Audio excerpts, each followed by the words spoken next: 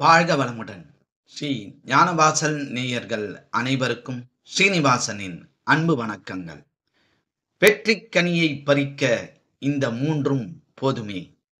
எப்பொழுதுமே எந்த செயலை செய்தாலும் அதில் வெற்றி பெற்றுவிட்டால்தான் சந்தோஷம் அடைவோம்.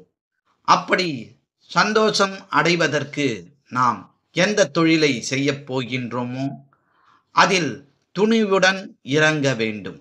அதற்கு துணையாக இருப்பவர்களையும் நல்ல விதமாக தேர்ந்தெடுத்து அவர்களிடம் வேலை ஒப்படைக்க வேண்டும். எல்லாவற்றுக்கும் மேலாக தன்னம்பிக்கை மிக மிக அவசியம். 1. எண்ணி துணிக கர்மம்.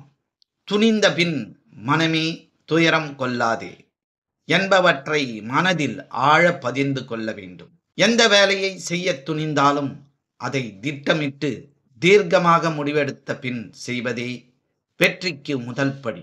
முடிவெடுத்த பின் ஏன் தான் செய்ய தொடங்கினோமோ என்ற எண்ணம் வராதபடி பார்த்து கொள்ள வேண்டியது மிக மிக அவசியம். 2. துணைக்கோடல்.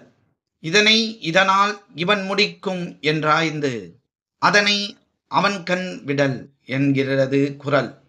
எந்த ஒரு தொழிலை தொடங்கும் போதும் அதற்கு துணையாக ஒரு ஆளை அமர்த்தி கொள்ள வேண்டியது அவசியம்.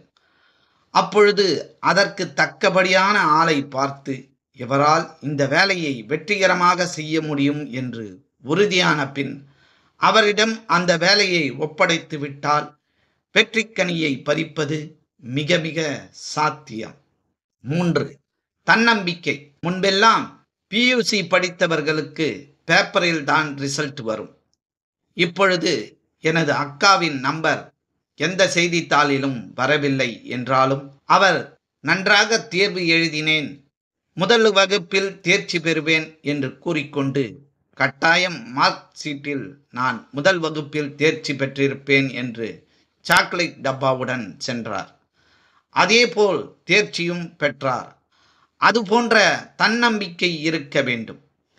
அப்படி ஒரு தன்னம்பிக்கை, அசைக்க முடியாத தன்னம்பிக்கை இருந்துவிட்டால் எந்த தொழிலிலும் வெற்றிக்கனி நம் கையில்தான்.